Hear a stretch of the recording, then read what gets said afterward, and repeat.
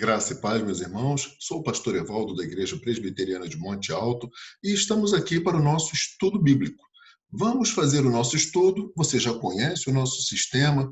Reúna sua família, faça orações, cantem louvores ao Senhor e aí nós vamos colocar aqui o nosso texto para nós podermos trabalhar. Já aparece pequeno na sua tela. O texto foi aumentado e hoje nós vamos conversar sobre a natureza essencial do homem. Queridos, a filosofia clássica considerava que o homem era dividido em corpo e alma e fazia várias especulações sobre o assunto, indo até a divisão também em espírito. Os aspectos filosóficos a gente vê em outro estudo em si. Vamos colocar nossa ênfase na questão teológica, que a Bíblia realmente fala sobre isso. A cultura, na época em que o Novo Testamento foi escrito, estava fortemente influenciada pela filosofia clássica. Mas os textos do Novo Testamento mantiveram-se fiéis a Deus e não à cultura da sua época. Apesar de tudo, o que a cultura e a filosofia estejam ensinando hoje, o povo de Deus deve continuar sendo fiel apenas a Deus nos nossos dias. E a parte da teologia que trata do assunto é a antropologia teológica. O que é isso? A antropologia teológica se ocupa unicamente do que a Bíblia ensina a respeito do homem e da revelação. E ele está e deve estar com Deus. Ela só reconhece a Escritura como a sua fonte, examina os ensinamentos da experiência humana à luz da palavra de Deus. Só a Bíblia, somente a Escritura. Ela é a única fonte, ou seja, vamos retirar o que a cultura estava dizendo, vamos retirar o que a filosofia estava dizendo. Então, a Escritura oferece um duplo relato da criação do homem. Primeiro, Gênesis 1, 26, 27, que fala, tendo ali o relato da criação de todas as coisas, na ordem que ocorreu. E Gênesis 2, 7, 21, 23, agrupa coisas em sua relação com o homem, sem nada implicar com respeito à ordem cronológica do aparecimento do homem na obra criatura de Deus, e indica claramente que tudo que o precedeu mostra como o homem foi colocado na criação, rodeado pelo mundo vegetal e animal, e como ele iniciou a sua história, o homem como coroa da criação. Então, há certas particularidades nas quais a criação do homem sobressai, em distinção da dos outros seres vivos. A criação do homem foi precedida por um solene conselho divino. Façamos o homem à nossa imagem, conforme a nossa semelhança. Pai, Filho e Espírito Santo, antes da criação do mundo, decidindo o que seria feito. Lembrando, há um só Deus nas três pessoas da Trindade. O Pai, o Filho e o Espírito Santo. Lembrando que o Espírito Santo não é um coletivo de espíritos. O Espírito Santo é uma pessoa da Trindade. Não podemos pegar que o mundo ensina como se fosse palavra de Deus. A criação do homem foi no sentido mais estrito da palavra. Ela foi um ato imediato. Qual é a diferença entre ato imediato e imediato? Olha só. Criação imediata, são os elementos naturais. E disse, produz a terra, e aí vai fazendo toda a descrição. Deus, pela sua palavra, mandou que fossem criadas todas as coisas, animais, vegetais, tudo que existe. E depois que tudo isso estava criado, aí veio a criação imediata. Deus fez uso de material pré-existente, ou seja, o que ele tinha acabado de criar, na formação do corpo do homem. Mas já na criação da alma, isso foi excluído. Deus não usou nada do que tinha usado. A criação da alma foi diferente. Em distinção das criaturas inferiores, o homem foi criado conforme um tipo divino. No que diz respeito aos peixes e aos animais, lemos que Deus os criou segundo as suas espécies. O homem não foi criado assim. Deus disse, façamos o homem à nossa imagem, conforme a nossa semelhança. Ou seja, Deus soprou no homem. Deus colocou uma fagulha da divindade no homem. Por isso que o homem no mundo fica desesperado a vida inteira, buscando prazer, buscando encontrar uma completude nas coisas do mundo e que nunca encontrará, porque essa completude só é possível em Deus. Distingue-se claramente os dois diferentes elementos da natureza humana. Quais são? Em Gênesis 2:7 faz-se clara distinção entre a origem do corpo e a origem da alma. O corpo foi formado do pó da terra. Na sua produção, Deus fez uso de um material que já existia. Na criação da alma, porém, não houve modelagem de material pré-existente, mas Deus produziu uma nova substância. A alma do homem foi uma nova produção de Deus, no sentido estrito da palavra. Jeová soprou nos homens nas narinas o fôlego de vida, e o homem passou a ser alma vivente. Assim, o homem tem uma dupla natureza. Ele é uma alma vivente, um ser vivo. E temos vários textos bíblicos nos afirmando isso. O homem é imediatamente colocado numa posição exaltada.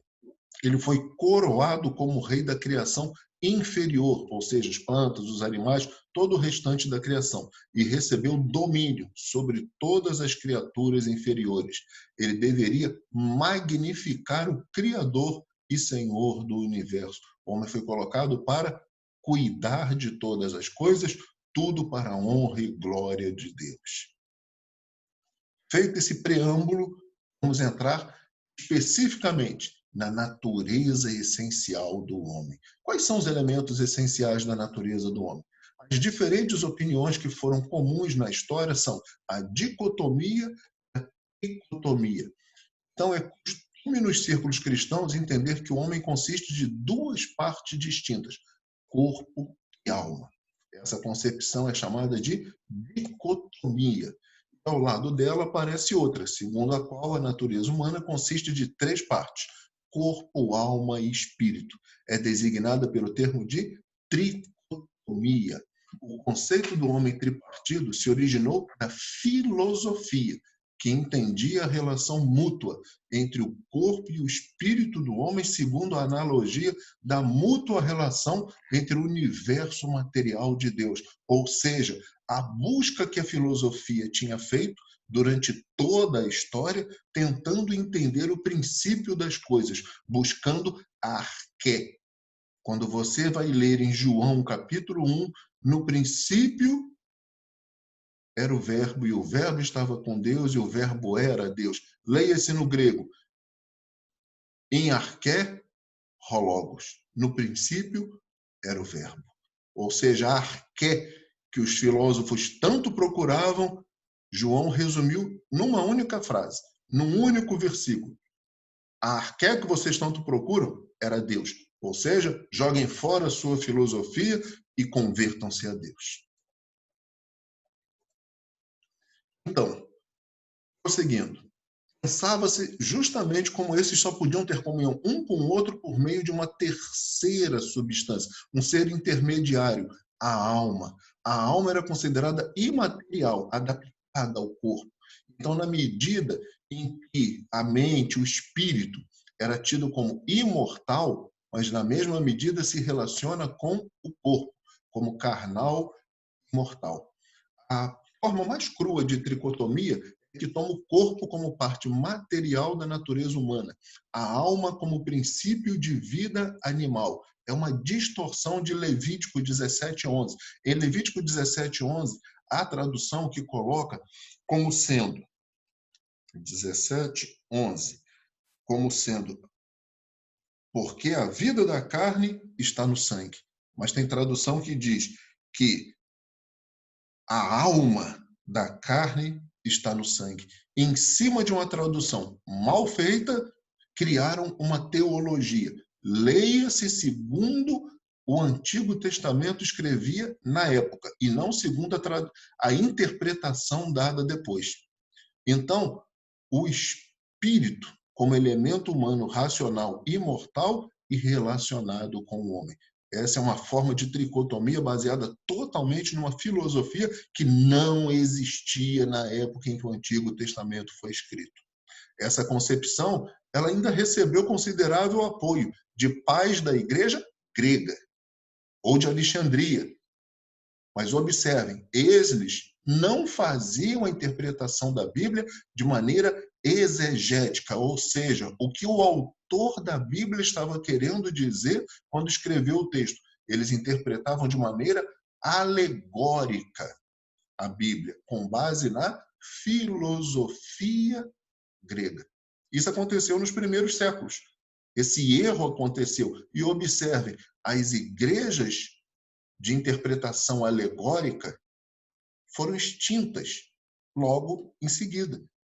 Justamente por não se manterem fiéis a Deus, Deus providenciou meios para que elas se calassem.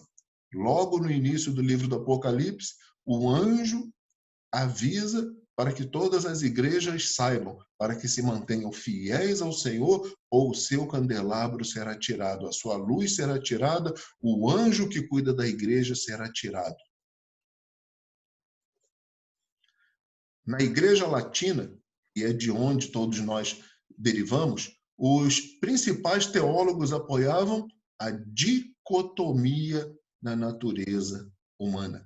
Foi especificamente a psicologia de Agostinho, ou seja, a psicologia, a mente, o espírito de Agostinho, que deu proeminência a esse modo de ver. Agostinho de Hipona, para quem não sabe, o bispo, e foi, nesse tempo da igreja, a base semelhante àquela que Paulo tinha dado ao seu tempo. Durante a Idade Média, também tornou-se objeto de crença comum, a dicotomia. A Reforma Protestante não trouxe mudança nenhuma quanto a isso, conquanto uns poucos luminares menores defendessem a teoria tricotômica. E justamente por contrariar a Bíblia, essa linha de pensamento foi completamente rechaçada e abandonada. A Igreja Católica Romana aderiu ao veredito do escolasticismo, mesmo que tendo ali no protestantismo algumas outras vozes.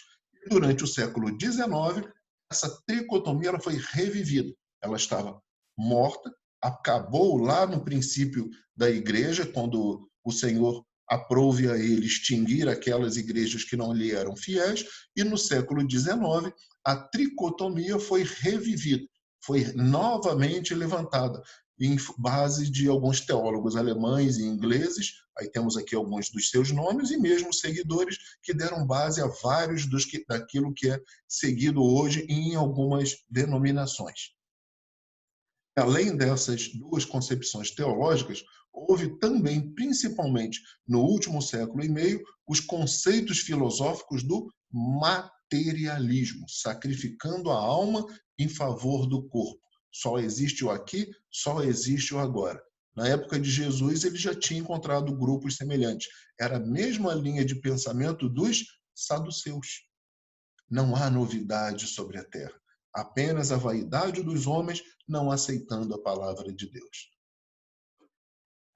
Então, os ensinamentos da Escritura sobre os elementos essenciais da natureza humana. A exposição geral da natureza humana do homem na Escritura, ela é claramente dicotômica. A Bíblia ensina a ver a natureza humana como uma unidade. O homem é uma unidade, não é um dualismo, consistindo em dois elementos diferentes, cada um dos quais se movendo ao longo de linhas paralelas, mas não realmente unidos, para formar um organismo vivo. O que isso significa? Cada ato do Senhor é visto como ato do ser humano todo, não é a alma, e sim o homem. Corpo e alma que é redimido em corpo. Então, aquelas teorias que vêm da filosofia de que a alma é boa e o corpo é ruim, isso não existe para o cristianismo. Isso não existe na Bíblia. Isso só existe na filosofia. Gênesis 2:7, o homem passou a ser alma vivente, passou a ser organismo vivo. Juntou o corpo que Deus criou com a alma que Deus lhe deu, fazendo então uma alma vivente, um organismo vivo, fazendo uma unidade. Essa obra de Deus não deve ser interpretada como um processo mecânico, como se tivesse formado primeiro o corpo e depois a alma. Deus criou um ser vivo. O que mostra que Deus formando o corpo do homem e formou de modo que pelo sopro do seu Espírito Santo o homem se tornou imediatamente alma vivente. É também o que é explicado em Jó. Depois procure, leia na sua Bíblia. A palavra alma de Gênesis 2:7 não tem o sentido que realmente nós lhe atribuímos, o sentido diferente do Antigo Testamento. Ela denota um ser vivo e é a descrição do homem completo. A expressão hebraica Nefesh Hayah, alma ou ser vivente, é aplicada também aos animais. Então, daí é que vem os erros da tricotomia, fazendo aquela alegoria em cima de Levítico para dizer que é a mesma coisa, como se fosse a alma fosse o sangue. E não é. Está apenas dizendo que eles se tornaram vivos. A grande diferença, os animais se tornaram vivos porque Deus disse. O homem, Deus tomou pela mão e lhe soprou a vida. Então, é um processo completamente diferente e não pode ser usado como sendo a mesma coisa. Assim, essa passagem, embora indicando que há dois elementos no homem, dá ênfase, porém, à unidade orgânica do homem. Então, essa antítese, alma-corpo, mesmo no seu sentido do Novo Testamento, não se acha no Antigo Testamento. E por que se acha no Novo Testamento? Por causa da cultura. A cultura do seu tempo, mas que se manteve fiel ao Antigo Testamento e não à filosofia. A ideia de um paralelismo ou antítese tem sua origem na filosofia grega e também nas obras de alguns filósofos que foram posteriores. Berkhoff, uma excelente leitura que faz nos nossos dias, para ele, o hebraico tem um sentido, não tem uma palavra para corpo como organismo. Daí o uso do Nefesh Hayah. A distinção veterotestamentária do Velho Testamento dos dois elementos da natureza humana é de diferente espécie. Então, não se trata tanto de dois elementos, mas de dois fatores que se unem, como um simples e harmonioso resultado. O homem passou a ser alma vivente. O homem é constituído de corpo e alma, mas essa não é a ênfase. A ênfase é que o homem passou a ser uma alma vivente. Ele se tornou um ser vivo. Essa é a distinção que está presente em Gênesis 2:7. Várias palavras são indicadas, são utilizadas no Antigo Testamento para indicar o elemento inferior, carne, pó, ossos, entranhas, rins, tudo indicando que não passamos de uma casa de barro, como está lá em Jó. Também temos diversas palavras para indicar o elemento superior, espírito, alma, coração, mente, todas usadas de maneira igual, tendo o mesmo sentido. Então, logo passamos do Antigo Testamento para o Novo Testamento, encontramos as expressões antitéticas, com que estamos mais familiarizados, como corpo e alma, carne e espírito, mas sempre fazendo a mesma referência. E as palavras gregas correspondentes foram, sem dúvida, moldadas pelo pensamento filosófico grego, mas passaram para o Novo Testamento por intermédio da Septuaginta. O que é a Septuaginta? É a tradução do Antigo Testamento que os gregos fizeram cerca de 200 anos antes de Jesus. O que isso provoca? Muitos, na hora de ler o Antigo Testamento, ao invés de ler no hebraico e no aramaico, que são suas línguas originais, eles iam ler no grego. Uma interpretação feita à luz da filosofia, e não uma interpretação feita de maneira clara, exegética, fiel. Então, Os tricotomistas, eles falam em corpo, alma e espírito.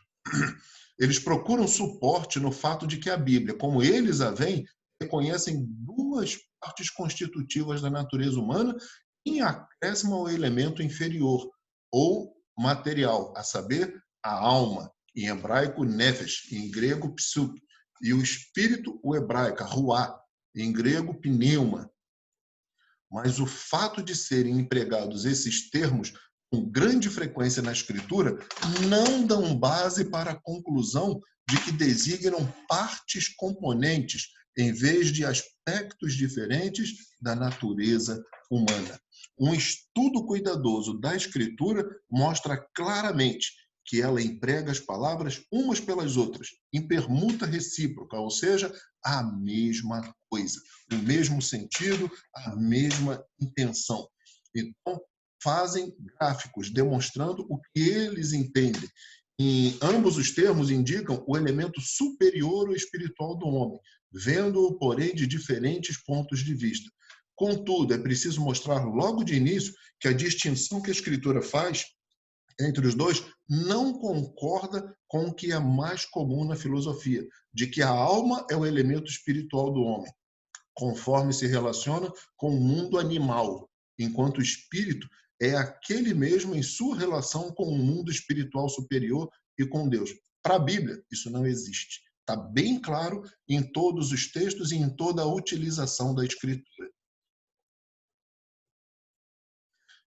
E os seguintes fatos militam contra essa distinção. A Ruá Pneuma, assim, bem como o Nefesh Psuque, não são empregados como referência à criação animal inferior. Não é esse o uso.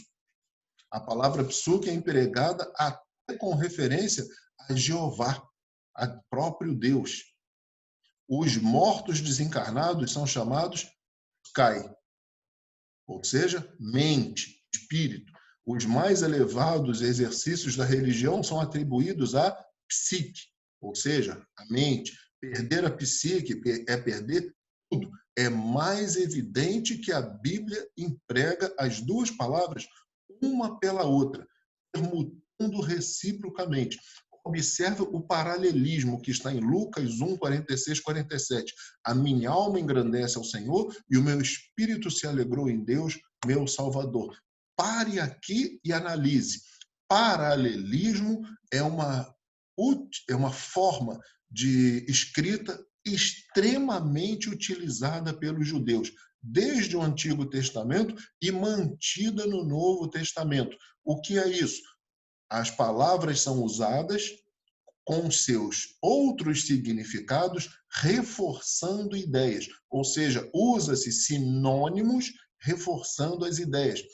Pegue nos Salmos, você vê um texto ser escrito e a mesma ideia sendo repetida com outras palavras, reforçando o que estava sendo dito.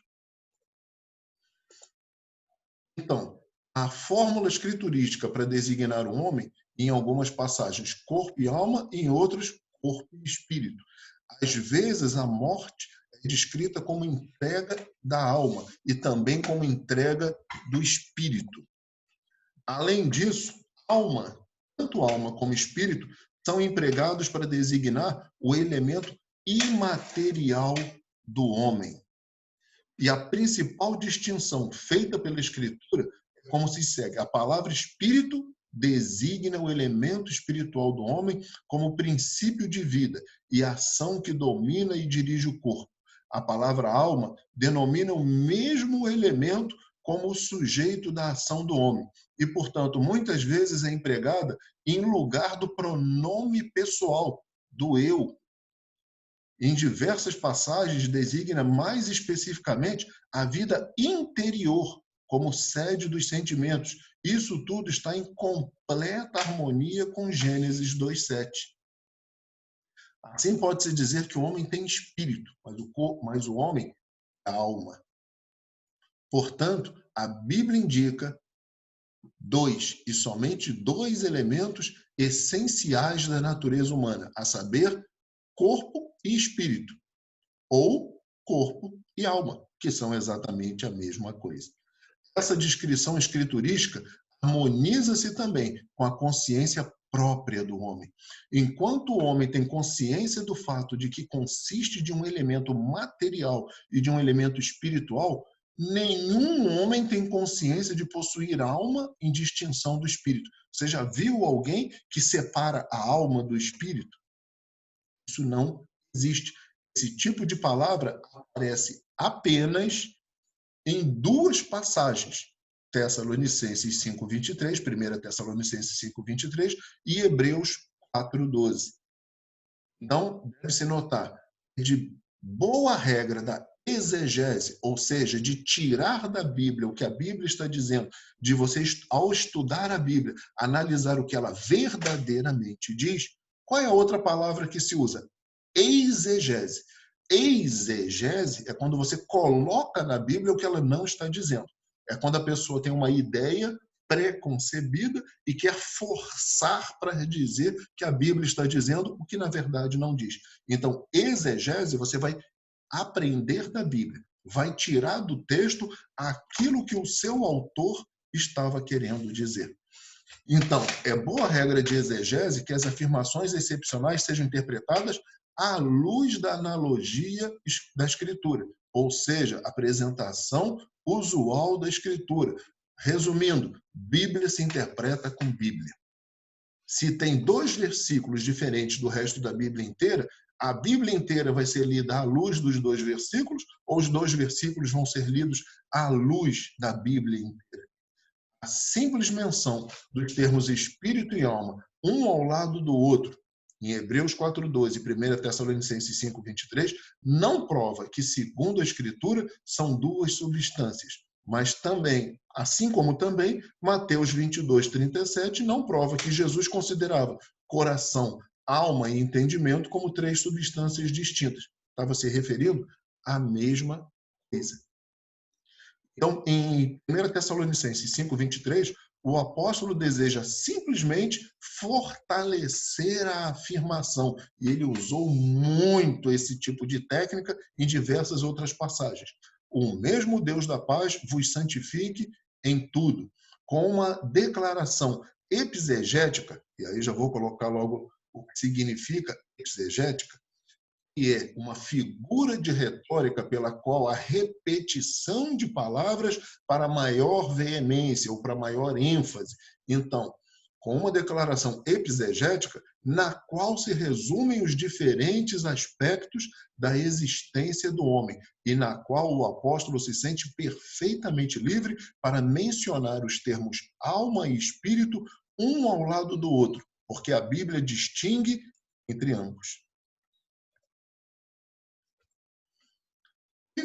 Concluindo, além da tricotomia ter base na filosofia e não na teologia, não na Bíblia, ela contraria as escrituras sagradas e tem sido utilizada historicamente como base para diversas heresias que assolam a igreja.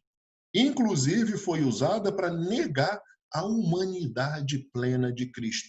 Logo nos primeiros séculos, muitas heresias surgiram nesse sentido, para tentar dizer que Jesus não foi 100% homem e 100% Deus. Queridos, essas bases limitadoras da forma de interpretar a Bíblia e de tirar conclusões são essenciais. Porque se você interpreta livremente e sai da Bíblia, você deixou Deus de lado. Você deixou todo o conjunto do cristianismo de lado apenas para fingir que tem razão numa opinião pessoal. Nunca deixe Deus de lado. É para isso que existe a doutrina bíblica. É para isso que existe a interpretação bíblica. Foi para isso que Jesus, tendo uma das suas funções do seu ministério terreno, foi vir e ensinar aos discípulos como interpretar realmente a Bíblia. Os homens tinham se perdido, tinham se distanciado, os grupos daquela época estavam fazendo outras interpretações e analogias da Bíblia, e Jesus veio trazer aquilo que está em Atos 2:42, a doutrina dos apóstolos. Como interpretar a Bíblia? Segundo Deus. O que Deus estava dizendo quando Ele nos deu as Escrituras Sagradas? E não o que os homens querem dizer quando analisam as Escrituras Sagradas, totalmente tiradas do seu contexto, totalmente tiradas da sua realidade. Queridos, um dos aspectos mais importantes do conceito do homem é o de que devemos vê-lo em sua unidade, como uma pessoa integral. Na volta de Cristo Jesus, o pecado sendo retirado, corpo e alma sendo unidos definitivamente, teremos aquilo que Paulo chama de corpo espiritual. Um corpo semelhante àquele do Senhor Jesus, que podia entrar em lugares trancados, que podia se manifestar de outras maneiras maravilhosas, mas como dizia o nosso bom Davi, são coisas elevadas demais para nós. Vamos aguardar a vinda do Senhor para que Ele nos esclareça aquilo que ainda não sabemos. Confiamos na revelação. O que nos foi revelado é nosso. O que não nos foi revelado, não podemos inventar teorias. Confiemos apenas no Senhor nosso Deus. Então, queridos, passemos agora a esse momento em que, confiando no bom Deus, no bom Senhor, vamos orar a Ele, pedindo as suas misericórdias sobre as nossas vidas. Pai bendito, te agradecemos por esse tempo que aqui estivemos reunidos. E eu te peço a tua bênção sobre esses que assistiram a esse estudo, a esses que estão com o coração aberto para aprender de ti e que é por essas bases, por essa doutrina dos apóstolos, pela palavra de Deus, eles saibam interpretar a palavra de Deus, conhecer a tua vontade para a vida deles e que sejam instrumentos bons, úteis e fiéis nas tuas mãos, em nome de Jesus. Amém. O Senhor os abençoe, o Senhor cuide da tua casa, da tua família e seja bendito sobre vocês, em nome de Jesus. Amém e amém.